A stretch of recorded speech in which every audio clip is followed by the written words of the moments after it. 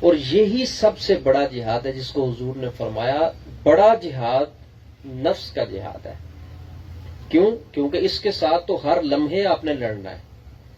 اندر سے اس نے کوئی خواہش دماغ کے اندر گندی اور بری پھینک دی تو آپ نے دو ہی صورتیں ہیں نا، یا اس کی خلاف ورزی کریں گے یا اس کو قبول کر کے چل پڑیں گے.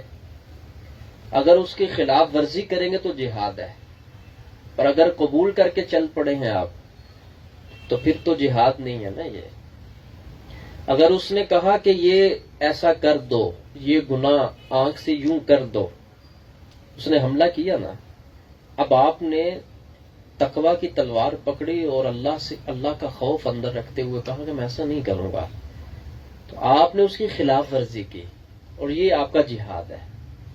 یہ جہاد ہر ٹائم کا جہاد ہے، ہر وقت کا جہاد ہے. چارپائی پہ لیٹے ہیں تب بھی جہاد ہے، نماز میں ہیں تب بھی جہاد ہے، لوگوں کے ساتھ ہیں تو تب بھی یہی جہاد ہے.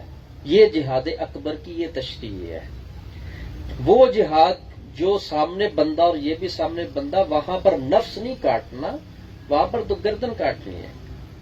تو تلوار کے ساتھ گردن کاٹنا آسان اور چھوٹا جہاد، اور نفس کی گردن کاٹنا جو کہ ایسا بت ہے کہ جس کو ایک مرتبہ کاٹو گے یہ دوبارہ پھر خود زندہ ہوتا ہے، دوبارہ پھر زندہ ہوتا ہے، یہ پھر دوبارہ زندہ ہوتا ہے. مسلسل مشقت کے ساتھ، روزے رکھنے کے ساتھ، رات کی عبادات کے ساتھ، کہیں جا کر اس کا سر جھکتا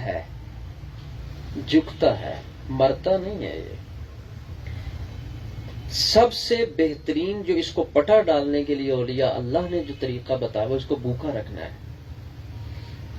عبادت کر لو، یہ جھکے گا نہیں، یہ آپ کو دوسری راہ پہ ڈال دے گا. متقی ہو تم، پرہیزگار ہو تم، اور صدقہ کر لو تم تو سخی ہو، حج کر لو تم تو حاجی ہو، قرات ہے بڑی اچھی تم تو قاری ہو. تمہارا کوئی لیول ہونا چاہیے، اسٹیٹس ہونا چاہیے. تو یہ کام کرنے کے ساتھ یہ ان راہوں پہ ڈال دیتا ہے. یہ نظر آتی ہیں نا. روزہ ایک ایسی مخفی عبادت ہے جو کسی کو بتاؤ گے تو نظر آئے، کسی کو پتا چلے گا، ورنہ کسی کو معلوم نہیں ہوگا. تو نفس کو جھکانے کے لیے یہ لفظ نوٹ کریے گا، ایک ایک لفظ میں کوشش کر رہا ہوں کہ اس کے مطابق عرض کیا جائے. نفس کو جھکانے کے لیے جس شخص کا واقعی ارادہ ہے کہ اس نے اللہ کے قریب ہونا ہے، میں اس کو بتا رہا ہوں کہ بات سب کے لیے نہیں ہے. یہ بات جس کا واقعتاً ارادہ ہے کہ میں خدا کے قریب ہونا چاہتا ہوں، اس کی پہلی سیڑھی یہ ہے وہ بھوکا رکھے اپنے آپ کو. سب سے پہلے اس کو کم کھلائے.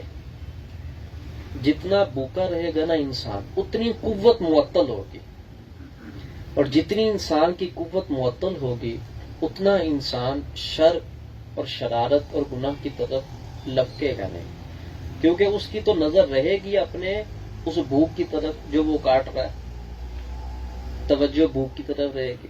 تو یہ چھوٹا سا فلسفہ میں نے آپ کو بیان کیا. قرب خدا بندی کی پہلی سیڑھی نفس کو بھوکا رکھنا